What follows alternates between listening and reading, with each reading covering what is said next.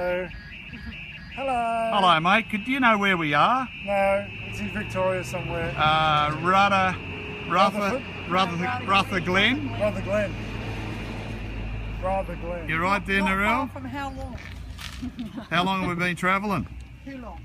Oh, 5 3/4 hours. 5 3/4 hours. Left at 5 AM this morning in the dark. And now we're under a shade of this boguana tree. And this lovely boguana tree's limbs and branches are reaching out over the Rutherford Glen wine experience. So we're just going to have some lunch.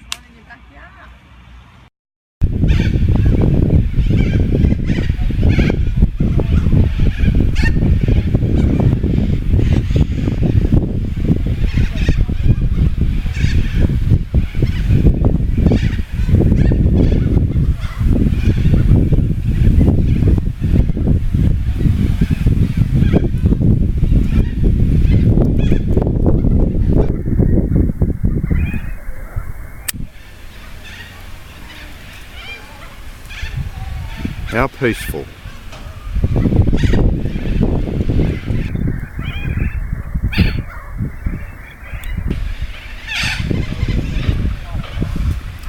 Well, we're at Echuca on the mighty Murray River. Listen to the birds.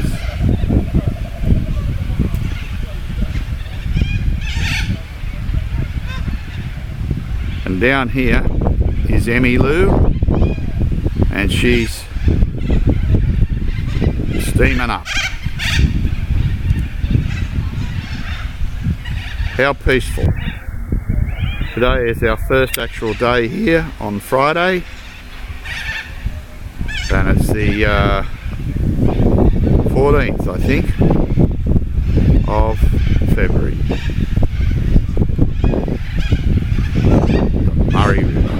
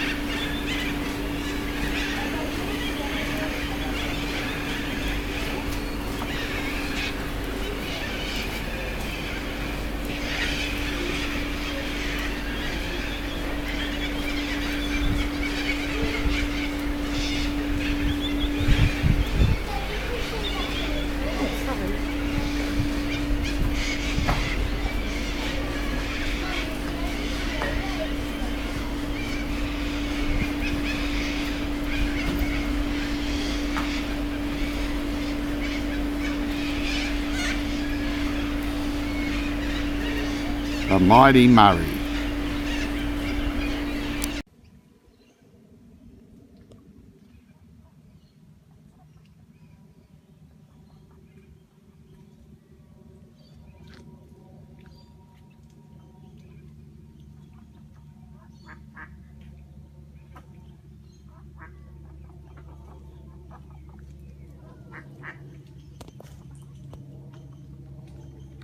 The peace and tranquility of the waterfront on a morning walk, priceless.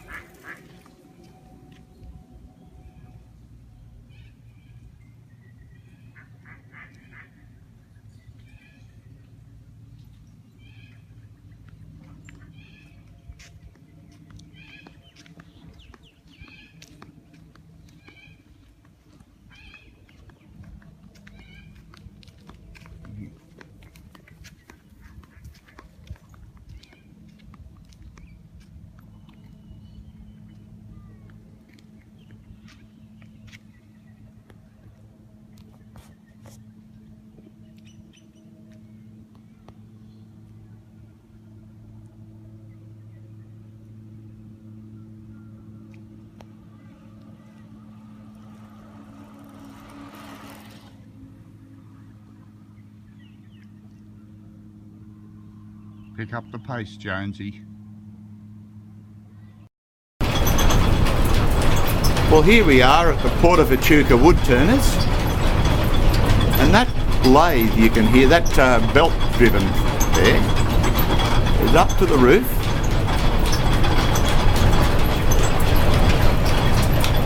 You can see the belt there. I'll just get behind that light. Along here.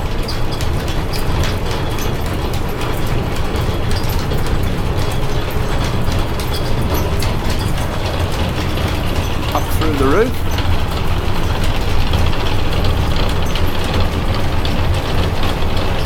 And down. To where this gentleman here is. What's your first name? Michael. Fine. And he does the wood turning here, I would say. Is that correct, mate? That's right. They're absolutely beautiful. All right, thank you very much, Brian. Welcome. There you go.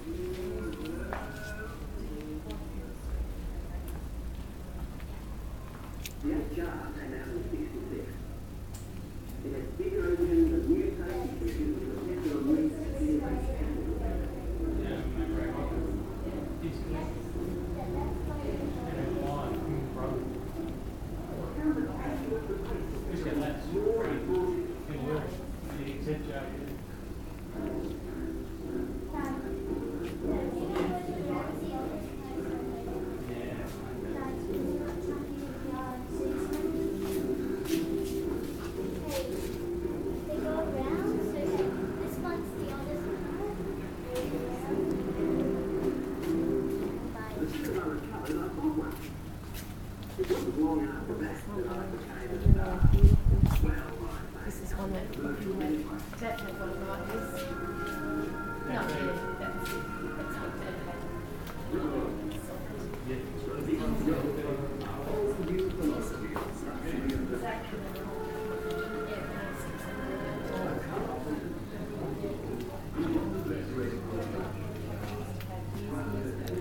Unbelievable.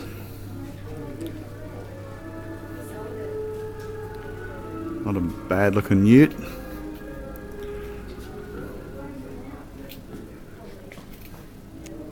Pretty basic inside, wasn't she?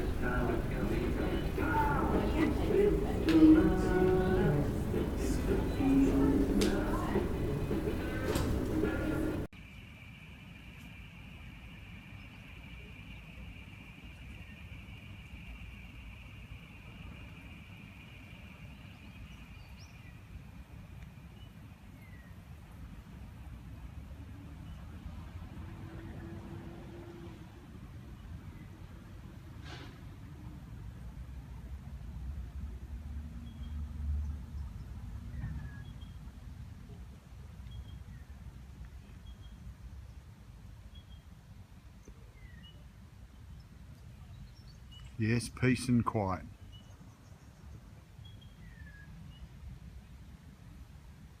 And that's the cabin that we're staying in at Moana.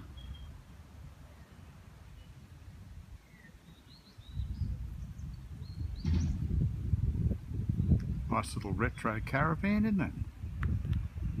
And just down there is the swimming pool and the entry. Moana. Just across the river, the Murray, from Echuca. And today is the 13th of February 2015.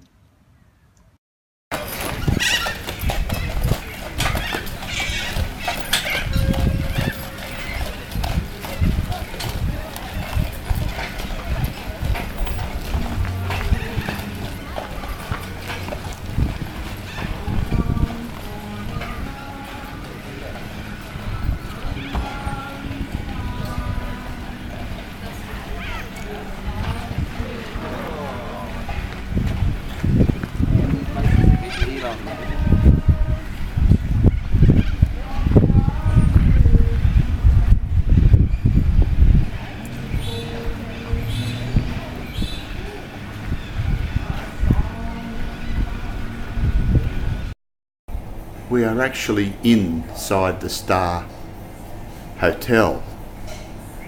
And this was an underground bar. So we're going to go down here.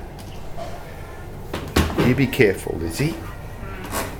And in its day, they used to drink down here because it was illegal to drink after 6:30.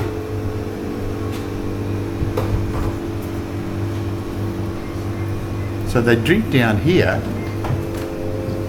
Be careful, Liz. So the police wouldn't find them. And then they made a tunnel to get out in case they got caught.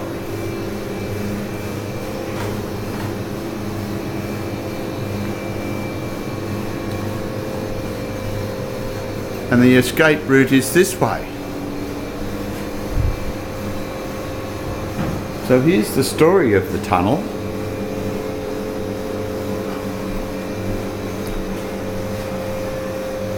I'll take a photo of that for you because the escape route's going to be very dark.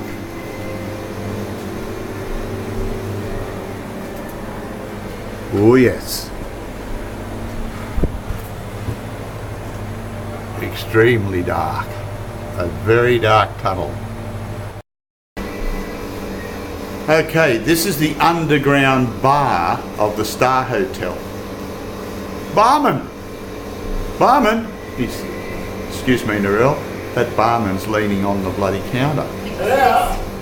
How about a pot, jolly old fella? A pot? 1 minute, sir. One pot of the best beer you'll have. It's warm. I don't care.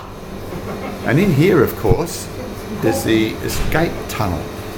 So when they got raided by the police, they used to go through that tunnel under the ground and generally piss off out of harm's way.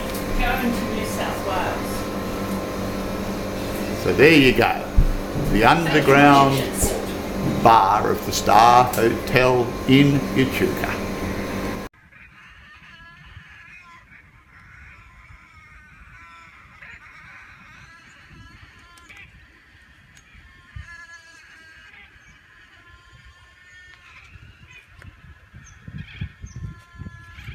The old Port Echuca wharf, and when they come up into here, that's to the old grave site, I think. Come up into here, you end up like this one if I can get to it without breaking my back. End up in there.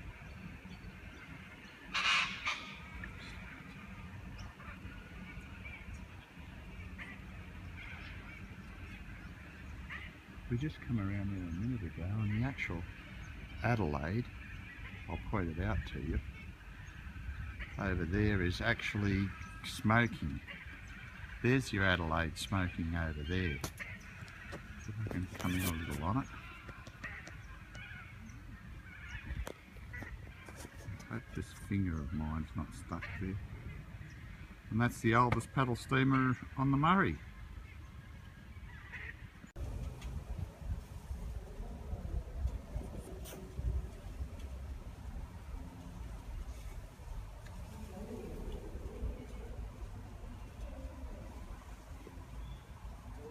There's actually a music festival going on behind us. Why the park is so full of people.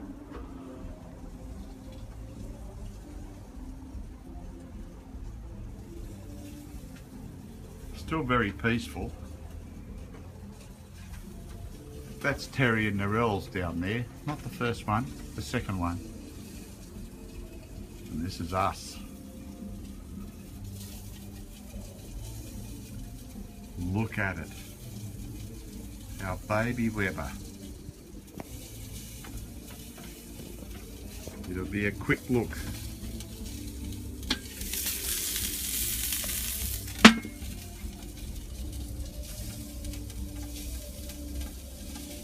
Unbelievable, isn't it?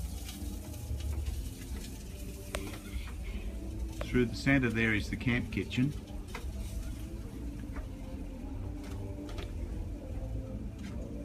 And just up there, up the street, where you'll see this, just before that boom gate is the pool. Really is an awesome park. And we're looking forward to that, of course. That'll be beautiful.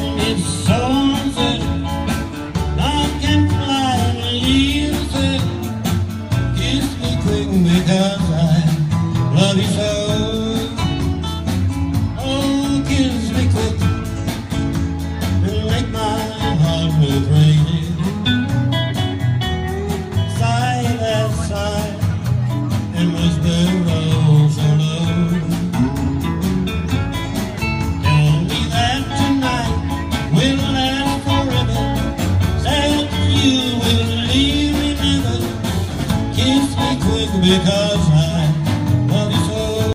No. Come on. Come on. Watch your head. Watch your head. This is when I used to have dinner. Is it? Yeah, how look. Come on. Watch out, you're pushing in. Months on this boat.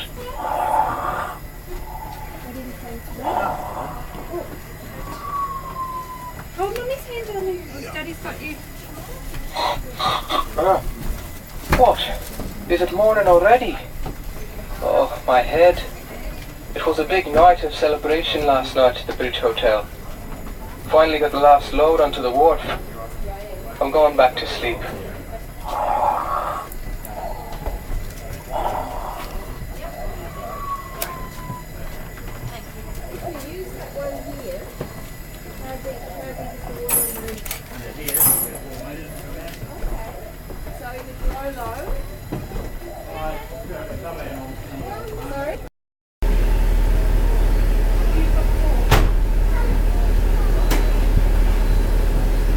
This is the Pevensey.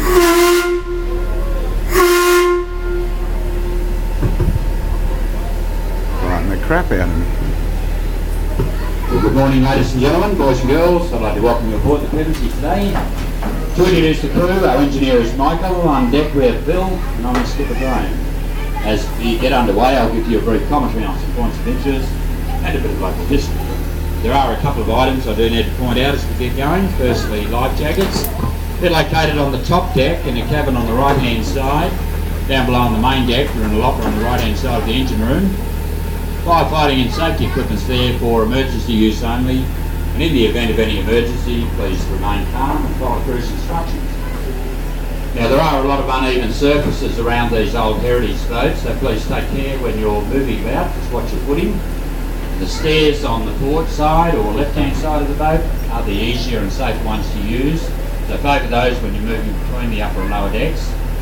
But do feel free to walk about, have a look through the cabins. We have some audio in some of the cabins along with some memorabilia displayed. Some of those items are a bit fragile, so if you look but not touch, it would be appreciated. And I would like to ask the parents to supervise their children at all times while moving about the boat in the interest of safety. Steamer moored just ahead of the wharf here is the Adelaide. Now the Adelaide is in fact the oldest timber-hulled steamer still operating in the world. It was built here in Echuca in 1866. It spent the first part of its working life as a passenger anchor steamer operating out of Murraydown Station east on the Vic. Later on it was sold, it came back to Echuca, it was bought by the Murray River sawmills here. We used it for nearly 90 years, showing their logging barges to and from the run.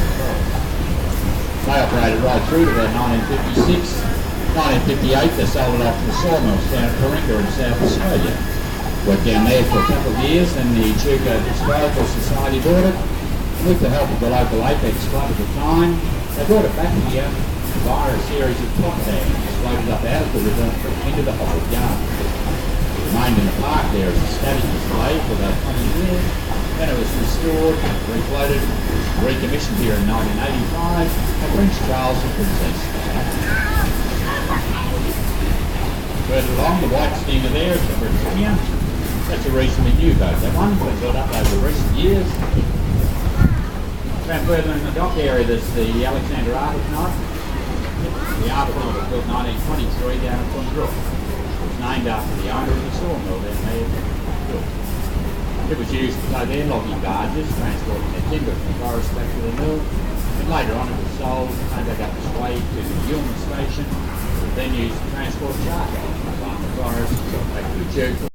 Timber was sent by Arbuthnot, which is the same as the Australian War. The Echuca was one of the largest war.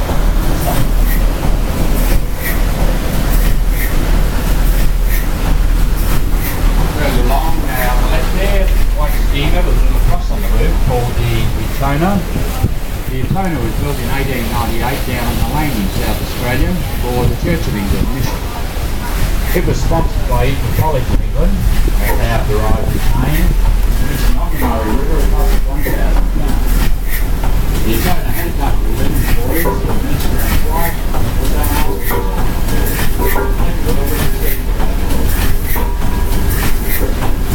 the Etona, you see a red disc on the rails. That's where the old walk was originally. It's back to the it was built up in the mid-1970s, so I see 24 bars. There's an old out in the logging barge, a couple from the bottom of the river, back upstream to the Echuca Island. Back over on the right-hand side, on top of the bank, you'll see a nicely restored old steam traction engine underneath there. The 1912 McLaren single full power. Further ahead of us today, you'll see another steamer in mooring to the farm. The farmer was built by an old retired British skipper in the early 1960s. Lived on for several years, very fine. Started gone into bad state of repair by then. The car owners brought off the estate.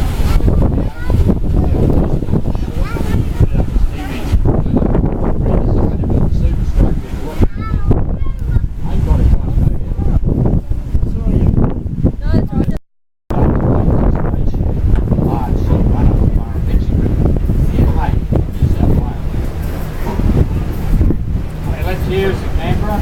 Canberra was built 1913 down in Coolum, South Australia. It was originally built as a single-deck fishing boat. It operated as such until 1938 when it was converted into a hydrobar cargo steamer. 1945 then it was promenade deck on top, contained reduction tank vessels at their top. Once the houseboats on the left ahead there is the Emmy Lou. Emmy Lou was built 1982. It's not an old heritage boat, but it does have an old restored 1906 16 horsepower Marshall engine power. The river height at the moment is currently on about 9.5 feet. This means the indicator gauge back at the wharf. It is actually a little bit above our normal summer level, but our last major flood was in 1993. October of that year reached a level of 33.5 inches. The water was level with top up to about 3,000. Over on the left-hand back there, you get an idea of the physical height of water then. It was the third highest flood on record, the high of 1870, the high of 38 feet. I'll leave the commentary there for the time being, ladies and gentlemen. If you have any questions, feel free to talk them through. And a little later on during the cruise, we'll give the parents the opportunity to bring their children up to the wheelhouse and get photos over the wheel at a certain time. I'll let you know about that later on.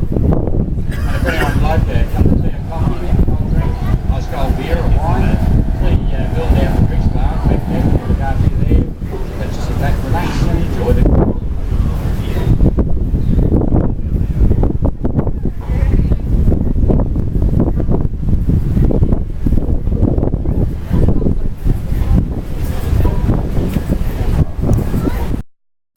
We're up here now with the captain, skipper.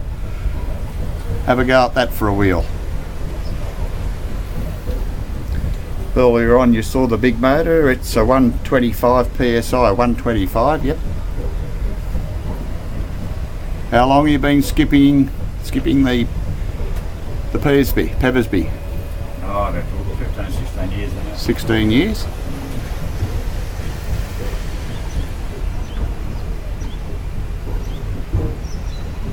I haven't heard the whistle.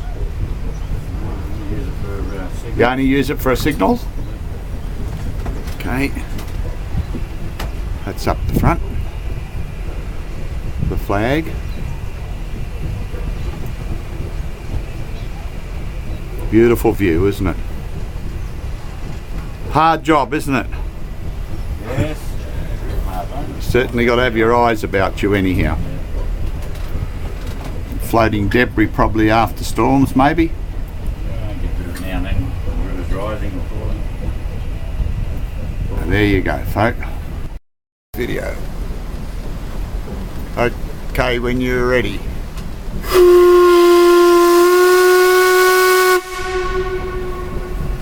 Hear that echo.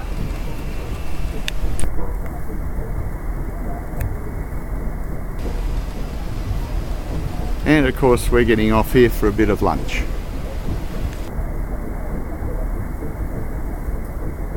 That just echoes around the place, that, doesn't it?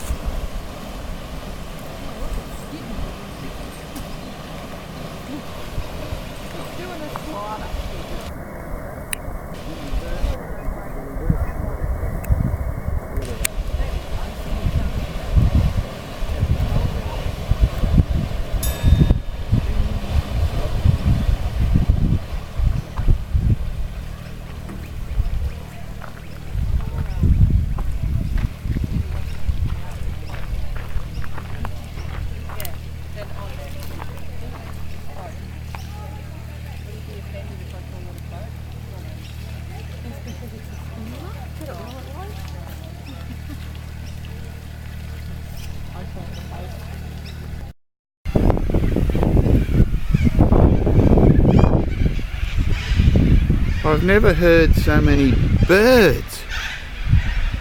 River Murray. Well, you can see what that is. That's the pride of the Murray.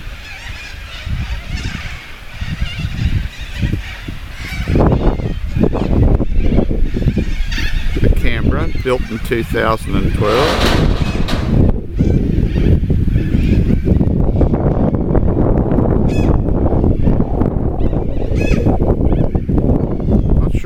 We're going on yet.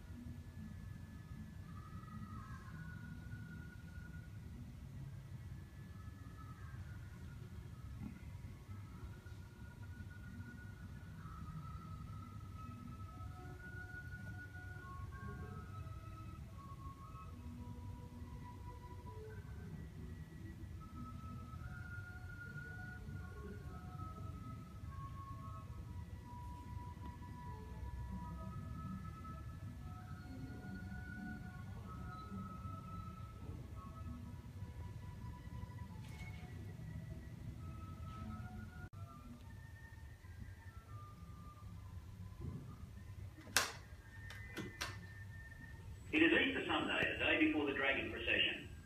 The crowd is gathering and the dragon must be awakened from his year-long sleep. A great deal of noise, movement and dance are required to rouse him. The lions are the protectors of the dragon and are entrusted with the important task of awakening their charge. The lions come to life in Bridge Street in front of a large crowd. The clowns encourage the lions to dance and play by teasing them with a battered band. Various colourful activities accompany the lion dance. Young girls of the community perform sinewy ribbon dances, they coily dance with fans or with beautiful Chinese umbrellas, while other community members present demonstrations of martial arts or sword dancing. This exuberant performance is always opened by the same McLeod pipe band to begin this wonderful cacophony of sound. A Chinese drum is constantly pounded in concert with cymbals and gongs. This particular ceremony of awakening the dragon is unique to Bendigo, since its inception has been intended as an occasion for the community to contribute to local charities. Coins are tossed into the mouth of the lion, then are gathered up and distributed. Finally, the clatter of the coins, the beating of the drum, the flashing of the gongs and the cymbals is crowned by the thunderous explosion of 5,000 fires. The dragon awakes. He's now ready to face the crowd. Tomorrow he will emerge riding his long, glittering body through the streets of Bendigo.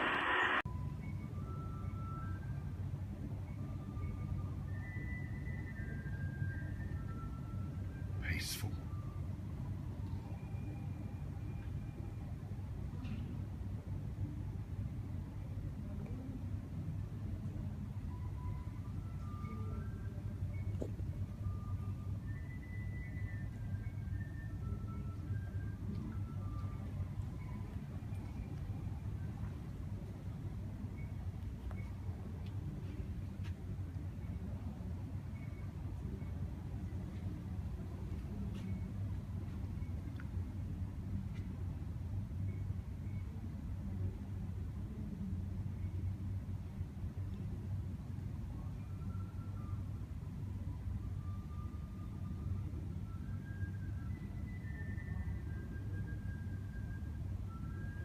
Hurry up. Oh, sorry, what was that? I'm sorry, darling. And we're now in the Chinese garden.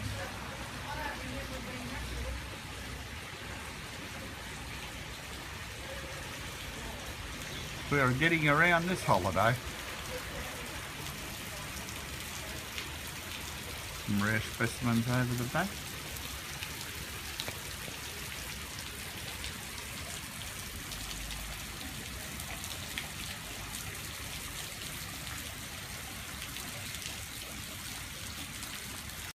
Up anywhere between 6,000 and 7,000 acres of land, pay the local Victorian government £10 per year rent. That's $20 for you, darling, seeing you're so young. You like that, Ralph? They had a big sheep farm here called Ravenswood Run. No worries. And what they were doing is growing the wool out of the sheep, selling it back to England, making an absolute fortune. No problem whatsoever. 7 people working on the farm was the only population in the whole area. It did not take long with 7 people working on that farm to fill up the washing basket with dirty washing. So 2 of the shepherd's wives were kind enough to drag it down to that very creek out there where you've parked your car, dumped the washing into the creek and started tubbing away. And while they're tubbing away, picked up enough gold off the bottom of that creek to fill up a sock. Now, one was Mark Kinney, the other one was Julia Farrell. Took that sock full of gold up to a little place called Forest Creek. Nowadays it's called Castlemaine. Some people call it God's own country. Why, I don't know, but they do. Doesn't matter. Girls got down there, started to spend the gold, having a really good time. They were having a fantastic time. They were naughty girls. Why did my hand point at you when I said naughty? I have no idea. I told you on the other side. Better you, buddy, than me. I admire you for your strength. Power over all years.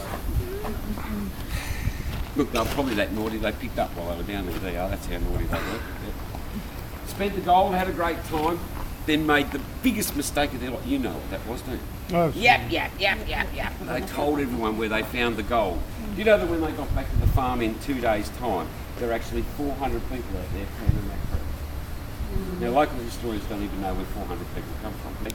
Found in Australia, this is not a law of this mine, this is Australian law. You have to wear a helmet. Now, everyone is going to fit into a white one, no problem whatsoever. It's very easy to operate. You wind this little knob out here, and it'll make that framework in there bigger. Then what you do is you put this on your head. Sir, you will find your head situated between your shoulder blades, and it's there every morning when you get out of bed. Put the helmet on your head, do up your little knob nice and tight. If your eyeballs touch the back of your glass, that is definitely too tight. Please take it off half a turn. Now the other little gadgets I want to show you are here. I call them witchy grubs. You give them a bit of a stretch like that. I'm going to slide that on there, Mama, just like that. They are not designed to keep in the lice, the tick and the itch mite. No, they're not. They're to stop all you lovely ladies getting helmet hair while underground for an hour. Now the rules are, you cannot take your helmet off going down in the cage. You cannot take your helmet off coming back up in the cage, or any time you're underneath the ground can you take this off.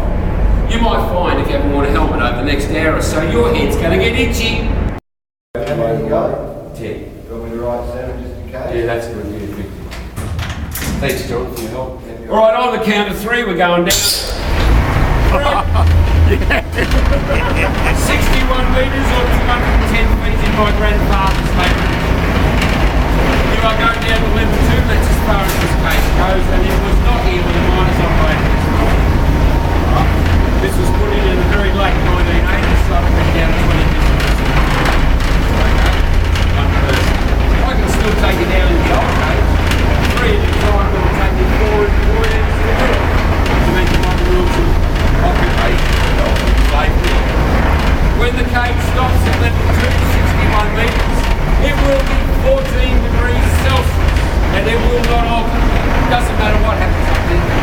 Also, when the cage stops, I don't know if you realise it or not, 61 metres is a 20-storey building. Under the ground by 20 stories. Now, 20 stories underneath the ground, that's one hell of a lot deeper than what they'll bury you when you're dead. Now, my wife won't bury me.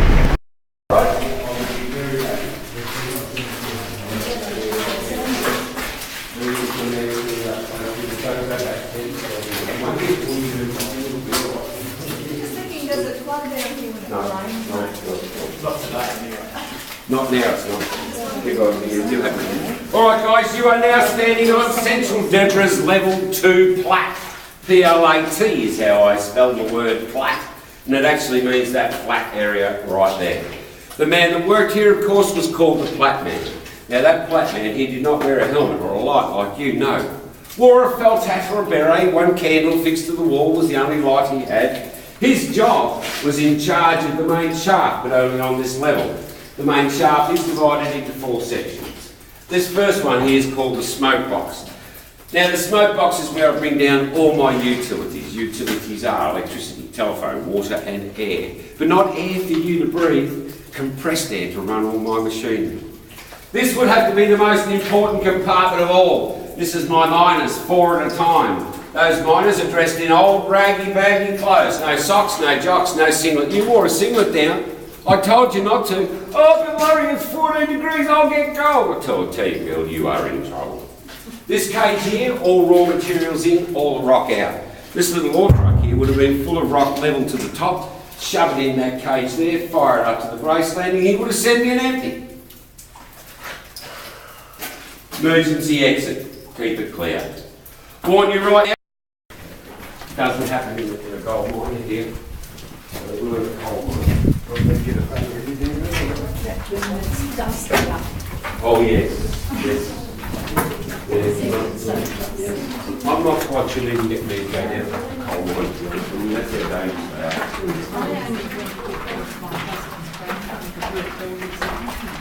Yeah. Very cool. If you understood what was happening around you with that hole when you moved there, you wouldn't go down there.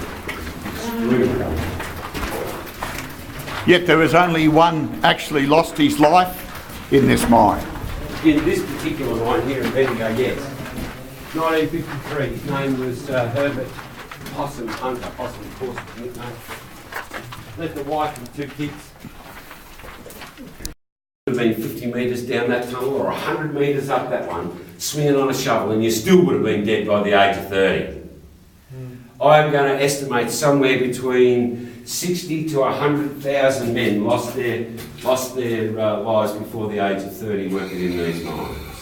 Right? 60 years after the introduction of the Bendigo stroker, 60 years later, some extremely clever person did that. They put water through the machine, turned the dust into a slurry and eliminated the problem overnight. 1918, 1919, that's what it meant. Every mine throughout Australia today still uses that method to keep the dust down so our miners don't die of the dust problem. Now I'm going to run this machine. It's going to make a lot of noise. Please, you need to put your fingers in your ears. It runs at 130 decibels, guys. Holy crap.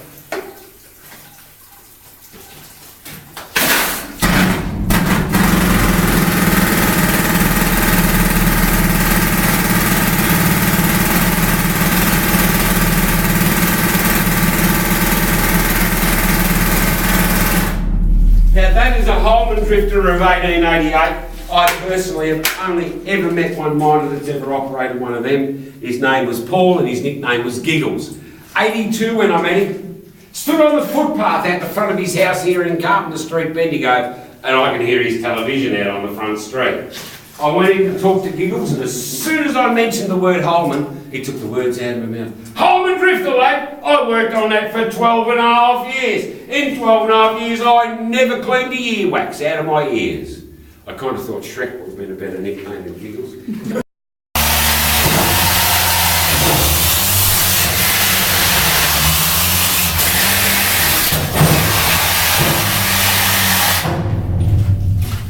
Now, I'm not going to pull your leg, guys. That's how I would use that bogger, all right? Now, my miners use it a bit different to that. They would run it even faster, probably half as fast again. No argument. That hole there and that hole there, steel bars poking out there with a wooden board across there, and then the miner operating the bogger stood on the board and travelled with the machine. Now, come on, you're intelligent enough. How long before I get my arms chopped off? My head knocked off by that bucket? Could you imagine hooting down those rails absolutely flat out, hit a decent lump of bog on that railing, bang, pow, bounce you off that rail, off that narrow gauge, 2.5 tonne, pings me up against the wall, smash my hips, break my legs. What a dangerous machine to bog. Don't want to talk about it. Now,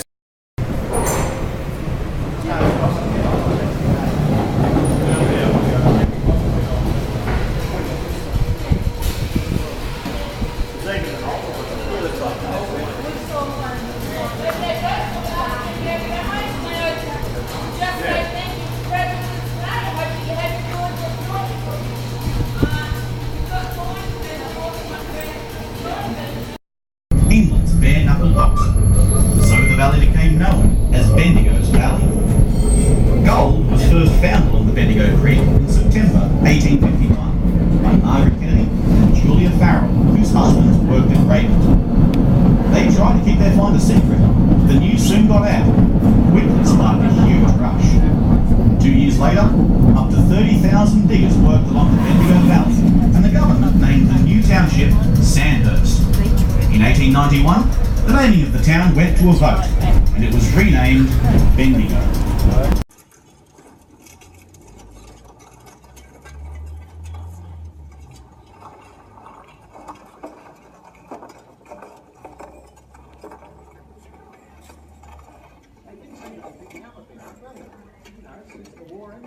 Yeah, especially around anywhere. So it's still pretty tough getting enough plain wood. Yeah. Tom Phillips reckons we're now paying about 10 bucks a tonne for wood. Easy. When you think we burn about 100 tonne a week around here, that's a lot of dough. Yeah, sure is.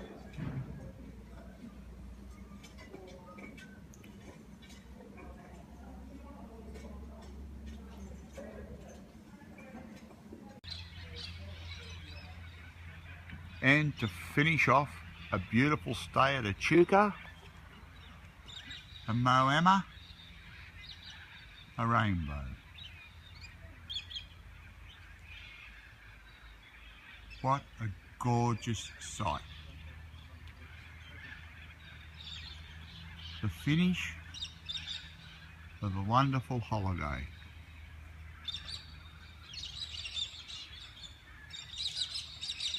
Terry, Rel. And as we leave, a rainbow to say goodbye to your Nice way Echuca. to finish your holiday. Beautiful, isn't it? Absolutely beautiful. Bill, nice holiday day? Yeah. Taking pictures of the Oh, the rainbow.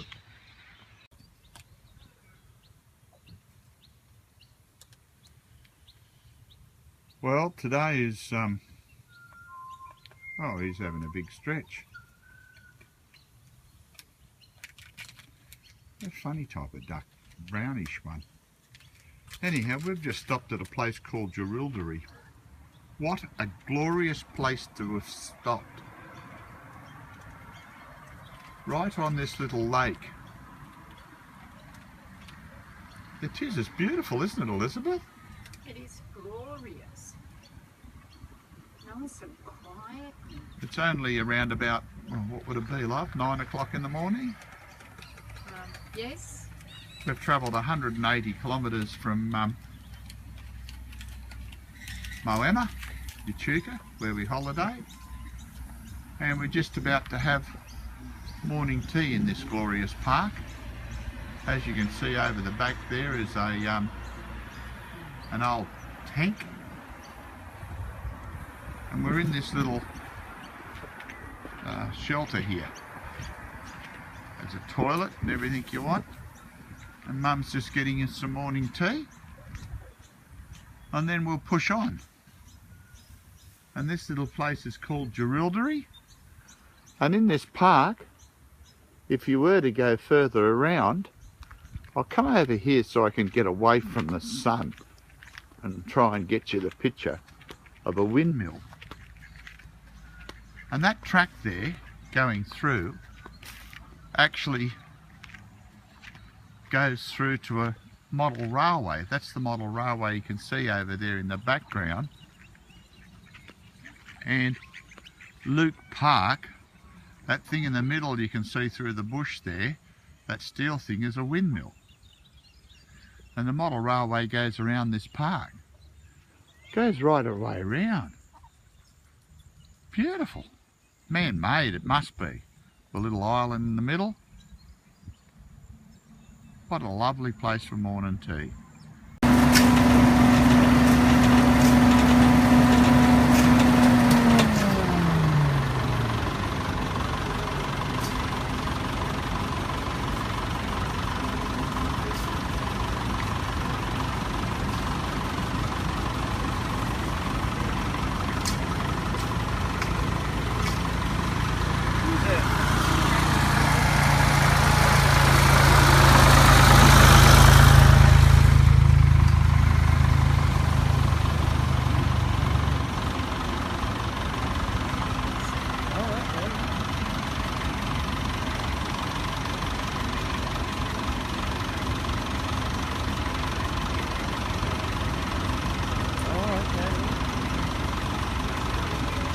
They're sugar plums, folks. Sugar plums. How do you say it? Catalina? Catania. Catania Fruit Salad Farm, just out of Griffith. So what do they do with those, pal? They dry them. Dry them? Yeah, yeah. And make fruit out of them, or? Sorry? What do they do? Eh? No, when they're dry, what do they do with them then? They're just prunes, they dry them. Prunes? Yeah, so then when they go to Angus Park, he's like the middle guy between us and Woolworths and stuff. So then he grades them, he puts them back in water, gives them, swirl them up a little bit more, gives them a bit more juice, and then packages them, and then they go off to Woolworths and supermarkets and stuff like that. Incredible. Did Joe show you the oven over there? You see how